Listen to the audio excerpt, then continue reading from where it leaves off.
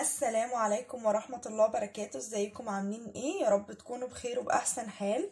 النهاردة هعمل معاكم كده مشروب مدفي حلو قوي قوي قوي، وهو مخصص للشتاء اصلا.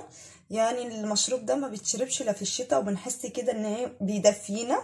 هو طريقة عمل استحلب. هنعمل النهاردة ازاي نعمل استحلب بيبقى معانا مظبوط، لا هو تقيل قوي ولا هو خفيف، لان بيبقى في مشكله مع الناس بسبب ان هما ما بيعرفوش يحسوا بطعم السحلب. تحس ان هو يطلع معاه خفيف قوي، يطلع معاهم خفيف قوي، يحس ان هما كانهم بيشربوا لبن عادي. وفي ناس بيطلع معاهم تقيل قوي كانهم بيشربوا كانهم بياكلوا مهلبيه. لا، احنا هنعمله بطريقه حلوه قوي قوي قوي، وفي نفس الوقت هيطلع معانا لا هو تقيل قوي ولا خفيف قوي، والسمك بتاعه يكون وسط وحلو. انا اول حاجه خالص معايا كده 3 كوبايات من اللبن، ومعايا هنا استحلب بودرة السحلب، ومعايا هنا 3 معالق من السكر كبار، 3 معالق كبار من السكر.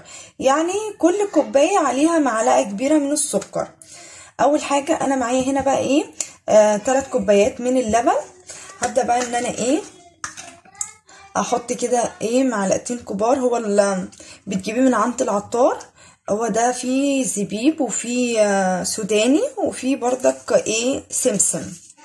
انا الصراحه كنت جايباه هو جايباه خام، مش فيها الحاجات دي. انا كان عندي زبيب وكان عندي سمسم وسوداني زي ما انتوا شايفين اهو. السمسم معرفش باين لكم ولا لا، فانا حطيت الحاجات دي فيه الصراحه. هو ممكن بيبقى فيه عند ناس تانية بيبقى موجود كل حاجه فيه. هبدا بقى ان انا 3 كوبايات اللي معايا من اللبن، هبدا ان انا احط عليهم 4 معالق من الصغيرين اهو.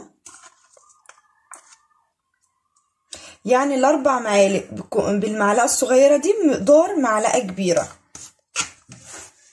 هبدا بقى ان انا اقلب كده كويس قوي. اهم حاجه تدوبيه كويس قوي عشان ما يكلكعش منك.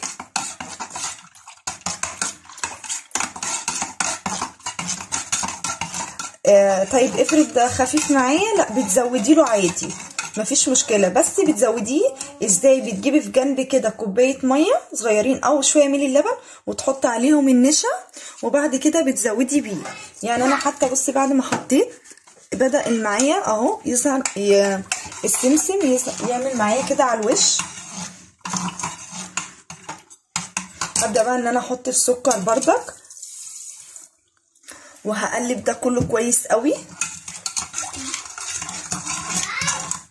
وهنا بقى بعد ما قلبت كده السكر كويس قوي والبودرة السحلب مع اللبن، اهم حاجه تقلبيه كويس عشان خاطر ما يكلكعش منك. اهم حاجه هو فيه سوداني وفيه زبيب وفيه جوز الهند. يعني انا دوبته كويس قوي. هبدا ان انا اعمل اولع عليه على البوتاجاز. وهنا بقى بعد ما ولعت عليه بفضل اقلب فيه عشان خاطر ما يتكلكعش مني ويعمل كده. بصي السمك بتاعه عامل ازاي، جميل جدا. اهم حاجه افضلي قلبيه باستمرار طول ما هو على البوتاجاز، ووطي عليه. انا موطيه وعماله اقلب عشان خاطر ما يكلكعش مني. انا كده عايزه السمك بتاعي كده حلو. السمك بتاعه لا هو تقيل قوي ولا خفيف قوي. بصي عشان كده انا عماله اقلب. فانا كده هطفي عليه. هو كده السمك بتاعه كويس قوي. هطفي عليه بقى.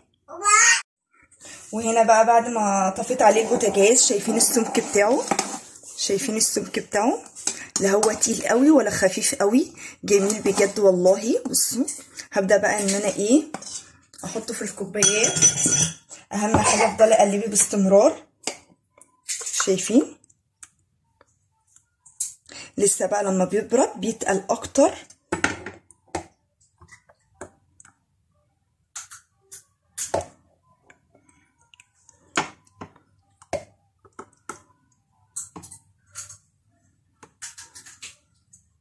وزي ما انتوا شايفين بعد ما صبيته بقى في الكوبايات، انا معايا هنا سوداني على جوز الهند على زبيب. تقدري تحطي المتوفر عندك. انا بقى كده هبدأ ان انا احط كده من على الوش. شوفي انتي عايزه ايه.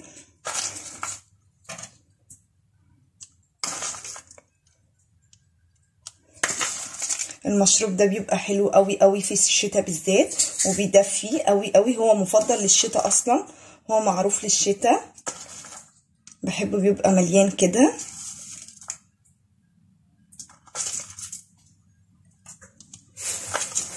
عاوزه اقولك بيبقى حلو. وبالنسبه اللي عندنا النهارده الجو ساقع جدا، فالصراحه طلبت معايا ان انا اقوم اعمله، عشان بجد هو مفضل وهو معروف للشتاء. شايفين شكله عامل ازاي؟ بصوا، شفت بجد المشروب حلو قوي قوي قوي. شايفين الكوبايات عامله ازاي؟ والمشروب حلو قوي. وهو زي ما انا قلت لكم، لا هو تقيل قوي ولا خفيف قوي. مقدار 3 معالق، 3 كوبايات لبن، عليهم معلقتين كبار من النشا، او 4 معالق صغيرين نشا. سوري، قصدي بودرة سحلة، قصدي بودرة سحلة. فزي ما انتوا شايفين جميل جدا، وشايفين شاي بجد يفتح النفس. يا رب يكون بقى يكون عجبكم. ما تنسونوش باللايك والاشتراك وتفعيل الجرس عشان يوصل لك كل جديد مني.